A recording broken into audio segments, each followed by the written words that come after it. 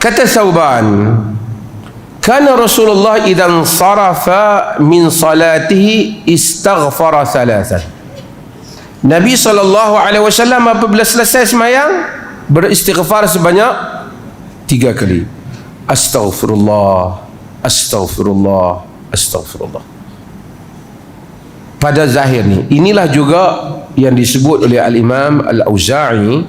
Dia kata macam mana? Astaghfirullah, astaghfirullah, astaghfirullah 3 kali. Adakah astaghfirullahalazim, astaghfirullahalazim, astaghfirullahalazim? Kalau astaghfirullahalazim pun termasuk dalam istighfar ini. Cuma Al-Auza'i pada pendapat dia kekal dengan astaghfirullah. Nas ini sebut beristighfar 3 kali. Sama ada astaghfirullah, astaghfirullahalazim. Cuma astaghfirullah sahaja itu disokong oleh Al-Imam Al-Auza'i dalam riwayat. 3 kali.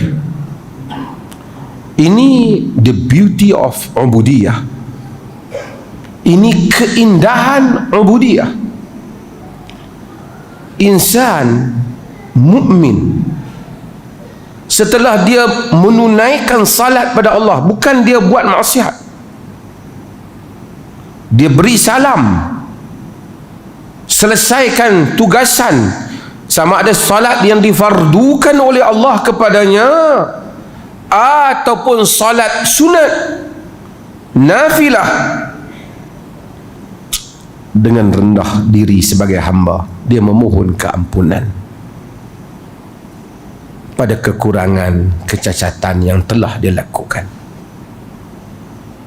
Sebab itu kita kalau baca Al-Quran, kita akan berulang kali saya bagi sebut hal ini. Memohon keampunan pada Allah ialah perkara yang paling besar yang dibangkitkan oleh Quran. Keseluruhan hidup ni, kalau boleh manusia ni sentiasa memohon keampunan pada Allah, itulah kejayaan satu orang manusia. Selepas salat istighfar. Nabi Ibrahim selepas dia doa pada Allah, Rabbi ja'alni muqimas salah wa min zurriyyati Rabbana wa taqabbal du'a Rabbi ghafirli wali walidayya walil mu'minina yawma yaqumu hisab. Tuhan ampunlah aku dan kedua ibu bapa aku. Sentiasa para Nabi. Nabi Nuh alaihi salam, sampai dia doa kat kaum dia, Rabbi la tazar ala ardi minal kafirin dayyara. Apa dia kata? Rabbi ghafirli wali walidayya waliman dakhala baitiya mu'mina walil mu'minina wal mu'minat. Wahai Tuhanku, ampunlah aku dan ampunlah pada orang yang masuk ke rumahku dan mukminin, dan ampunlah aku dan kedua ibu bapaku, dan pada orang yang masuk dalam rumahku dan mukminin dan mukminat. Nabi Sulaiman alaihi salam ketika dia nak minta kekuasaan daripada Allah, minta kepada Allah tak apa kuasa. Rabbi ghfirli wa habli mulkan la yanbaghi li ahadin min ba'di innaka antal wahhab. Wahai Tuhanku, ampunlah aku dan berikanlah padaku kekuasaan. Sehingga agama ajar, nak minta sesuatu pun mula dengan minta ampun dulu. Wa qur rabbi ghfir warham wa anta khairur rahim. Wahai Tuhan, katakanlah wahai Tuhan, ampunkanlah dan kesian. Sentiasa minta ampun dulu baru minta kesian. Sebab itu orang yang melazimi istighfar ini, dia akan tengok Allah memberi keajaiban harta, keajaiban nikmat hidup yang dia tak sangka-sangka. Tidak memahami hal ini melainkan orang yang melaziminya. Banyakkan istighfar sehingga sentiasa kita rasa salah. Hatta orang seperti Abu Bakar, yang hadis yang kita baca dulu, dia tanya Nabi, apa Nabi kata? Rabbi inni zalamtu nafsi zalman kathiran wa la yaghfiru dhunuba illa anta faghfirli maghfiratan min indak, ampunkanlah aku dari satu keampunan dari sisimu. Itu doa yang Abu Bakar minta. Nabi tak kata, wahai Abu Bakar, kau minta supaya harta jadi banyak, anak-anak sihat, istighfar, semua ni akan datang. Istighfar, semua ni akan datang.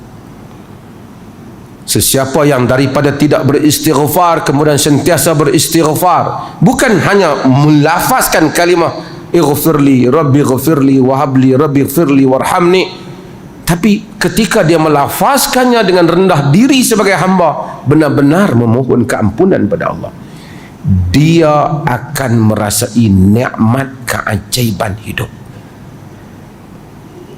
kalau dia melaziminya.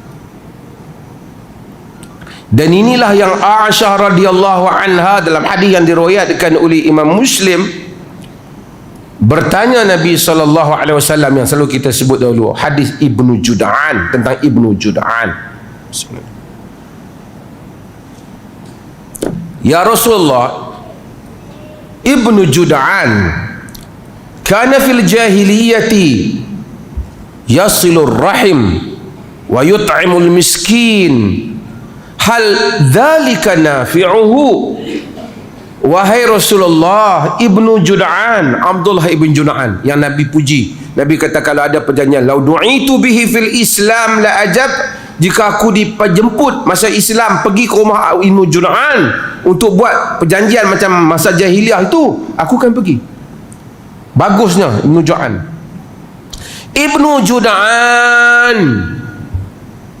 kata Aisyah, masa jahiliah selalu menghubungkan silaturahim dan memberi makan orang miskin. Fahal dzaka nafi'uhu, adakah itu memberikan manfaat padanya? Nabi kata la yanfa'uhu, tidak memberi manfaat padanya. Fa innahu lam yaqul yawman rabbi ghafirli khati'ati yawmaddin, kerana dia tak pernah satu hari menyebut, wahai Tuhanku, ampunlah dosa-dosaku pada hari aku berjumpa dengan kau nanti, hari kiamat. Segala sedekah dan seumpamanya bagi yang tidak beristighfar tidak memberi manfaat jika dia tidak merendah diri pada Allah. Sebab itu kadang-kadang orang tidak faham isu ni. Dia tengok tu, dia tu orang bukan Muslim, selalu sedekah, takkan tak dapat pahala. Sama ada dia sedekah untuk dirinya, kedudukannya, namanya, tapi dia tidak bersedekah sebagai tanda rendah dirinya kepada Tuhannya. Kalau itu berlaku, tentu dia memohon keampunan pada Allah. Istighfar,